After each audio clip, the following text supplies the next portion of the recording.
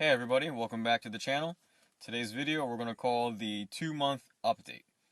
Now we finally did our first road trip this past weekend with the Ioniq 5, going from Philly to DC and then back, and on the way I discovered two things. Number one, the EA charging network for road tripping, at least along the East Coast, is a question mark. It was our first time using a different station, as I've only used the one near my house, which has worked for me every single time without issue.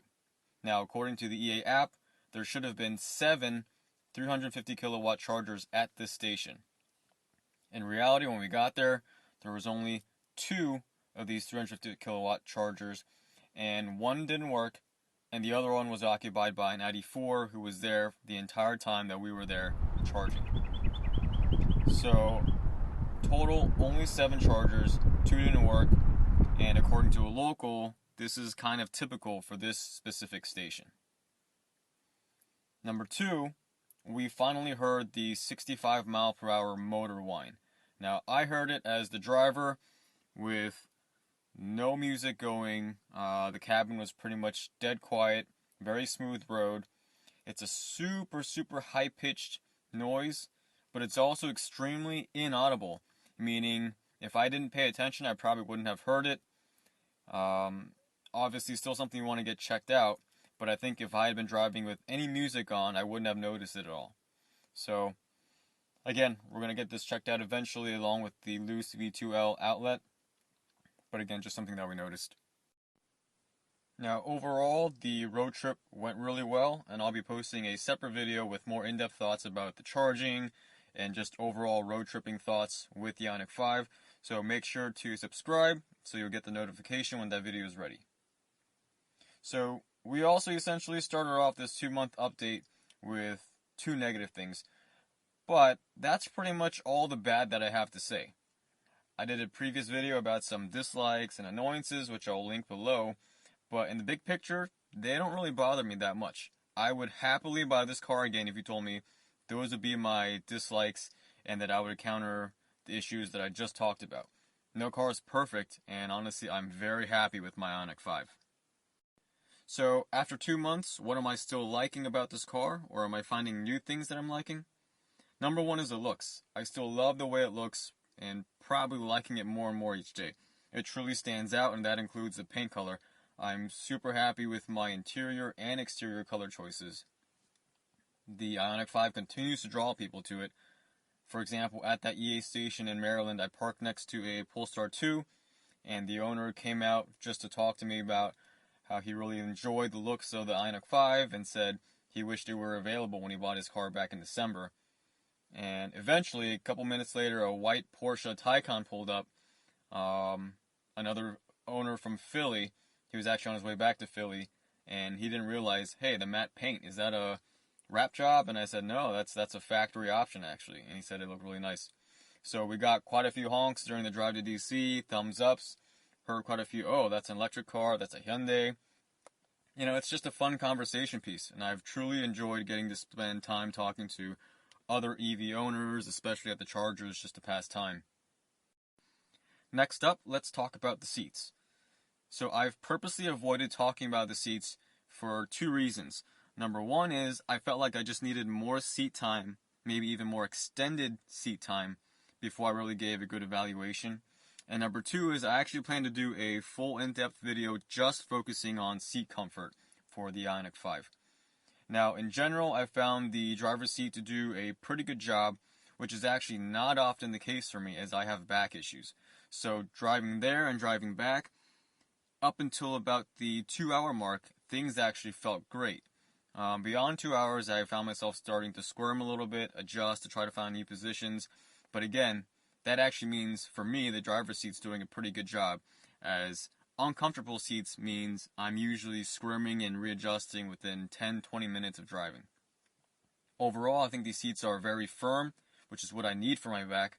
But keep that in mind. If you don't like firm seats, you may not like these seats. So anyways, overall, satisfied with the seats, and if you want to know more, I will be posting a video hopefully soon, just focusing on seat comfort. And what about those Regen paddles that I talked about liking so much before? Well, I still love using them, and I still use them every single day. Except now I have a better understanding of how they work and also how the all-wheel drive system blends in with the paddles. I have a video for that as well. If you haven't seen it, I'll put the link in the description below. But spoiler alert, iPedal Regen is not good for efficiency when you are accelerating beyond 10 to 15 miles per hour. If you want to know more, take a look at that video. And next, let's talk about the acceleration. Now, from a stop, it's still addictive, it's still fun, it's still a very quick car. However, especially with this road trip that I just took, I am noticing that at higher speeds, at freeway speeds, I'm wishing it had a little bit more power. It definitely has enough power, but it just doesn't quite have that same pull as you get at lower speeds. It's not like I need that extra power, but I've just found myself kind of thinking, I wonder what the EV6 GT or what the Ioniq 5N are going to feel like once they come out.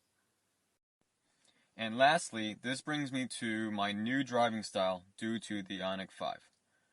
And like I said earlier, I don't really need that much more power at highway speeds.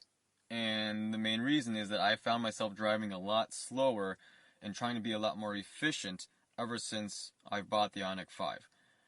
And I'm wondering maybe if it's because the Ioniq 5 shows a very specific battery percentage, anywhere from 0 to 100 depending on where you're at. Whereas with typical gas cars, you're used to just a kind of vague fuel gauge tucked in the corner. You take a quick glance at it and you just basically reference it as full, 3/4 full, half full, quarter full, or empty.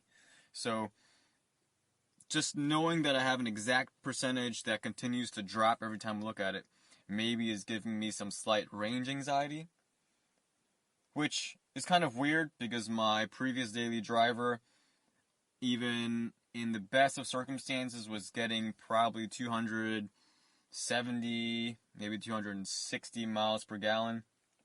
Whereas with the Ioniq 5, currently with my driving in typical workday conditions, is up around 300 or 310 miles per fill-up.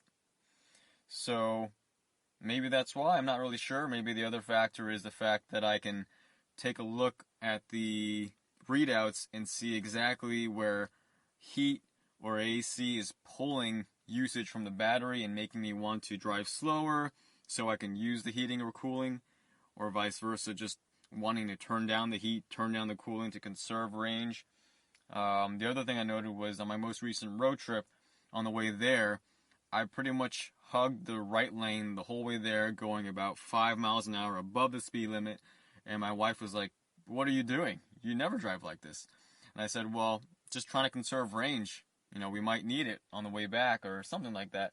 So that's been interesting. I've definitely been driving much slower, much more efficiently, and even when we drive my wife's XC90, I now switch it to Eco Drive mode, which in the past I just never cared about.